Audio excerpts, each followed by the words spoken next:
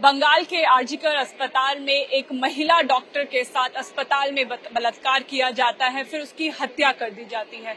इस घटना को लेके पूरे देश भर के डॉक्टर्स में रोष है, विरोध प्रदर्शन किए जा रहे हैं। राजधानी दिल्ली के सभी बड़े अस्पतालों में इस समय रेजिडेंट डॉक्टर स्ट्राइक पे हैं, धरना दे रहे हैं। इमरजेंसी सर्विस को छोड़ के इस समय सारी सेवाएं बाधित कर दी गई है, क्योंकि उनकी एक साथी जो उस समय हॉस्पिटल में नाइट ड्यूटी कर रही थी, उसके साथ एक दरिंदगी की जाती है। आप लोग धरने पे बैठे हैं इस समय आरएमएल हॉस्पिटल में।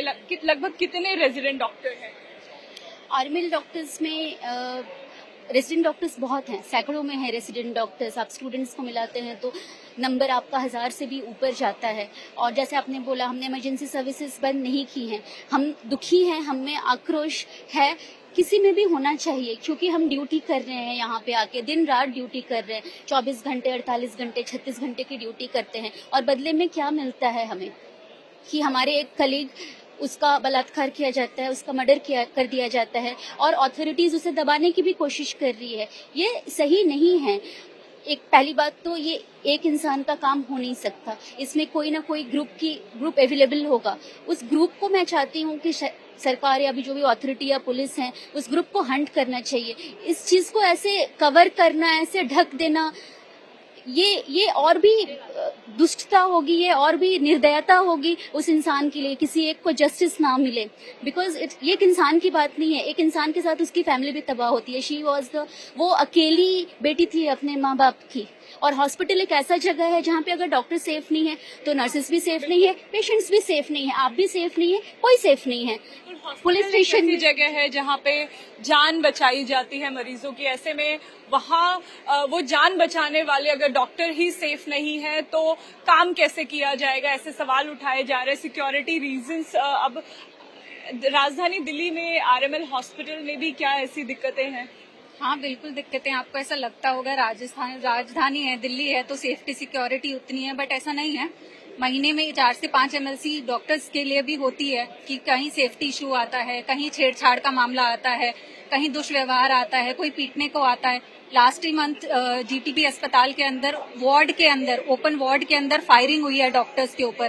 कहाँ थी सेफ्टी, कहाँ थी सिक्योरिटी? आप लोग सब यही कहते हैं ना कि हॉस्पिटल एक मंदिर होता है जहाँ पे मरीज ठीक होके जाता है, तो वहाँ पे जो डॉक्टर्स है उन्हीं की सेफ्टी नहीं है, उन्हीं की सिक्योरिटी नहीं है, उन्हीं के साथ इतना, मतलब ये निर्भया हत्याकांड से कम नहीं है हमारे लिए, डॉक्टर फेटर्निटी के लिए उससे कम नहीं है। तो अगर किसी डॉक्टर के साथ इतना गलत हो सकता है तो फिर आप नॉर्मल पॉपुलेशन या नॉर्मल पब्लिक के बारे में क्या बात करेंगे?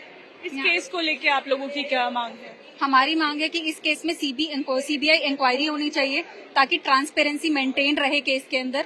और जो एस्केप गोट करके अरेस्ट है या जो भी है, मतलब हमें पूरी ट्रांसपेरेंसी चाहिए, कोई डाइल्यूशन नहीं होना चाहिए, चाहे वो एविडेंस के मामले में हो, चाहे वो रिपोर्ट कलेक्शन के मामले में हो, चाहे वो कमेटी फॉर्मेशन के मामले में हो, कि जो कमेटी फॉर्म हो इस पूरे केस को कवर करने के लिए वो अनबाइज्ड होनी चाहिए, कोई भी पक्षपात नहीं रखा जाना चाहिए किसी का, और प्रॉपर तरीके से जांच और पड़ताल होनी चाहिए इस केस में। और हम ये उम्मीद करते हैं सरकार से कि सरकार इसको एक बहुत बड़ा इंसिडेंस मान के चले, अपने घर के इंसिडेंस की तरह मान के चले, और आगे डॉक्टर्स को सेफ्टी सिक्योरिटी मिले, जिसके लिए हम हमेशा से डिमांड करते हैं। बट शायद कहते हैं ना, जब तक कुछ बड़ा ना हो, जब तक कोई धमाका ना हो, तब तक उस इंसिडेंस को कवर नहीं किया जाता।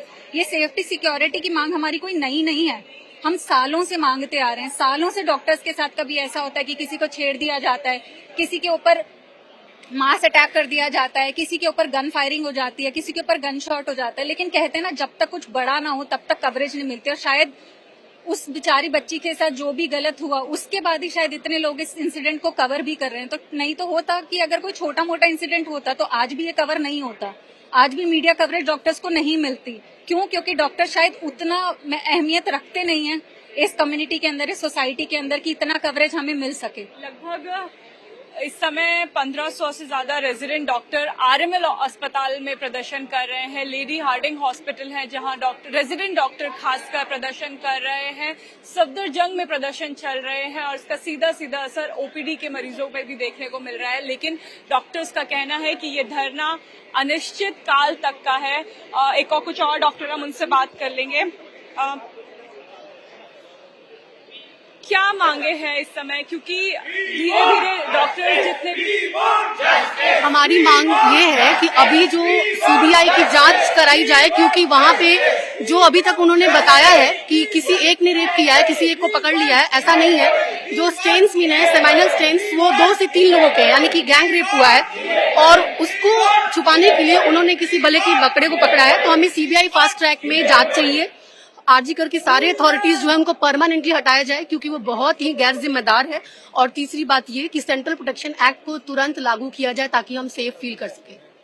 सीबीआई की मांग की जा रही है, सीबीआई इंक्वायरी हो, जो भी इसमें दोषी हैं उन्हें जल्द से जल्द सजा दी जाए, साथ ही सेंट्रल प्रोटेक्शन एक्ट लागू किया जाए, जिससे जितने भी डॉक्टर अस्पताल में काम कर रहे हैं उनकी सुरक्षा व्यवस्था को ध्यान दिया जाए। कैमरा पर्सन सुनील के साथ अनामिका गौड़, इंडिया टीवी।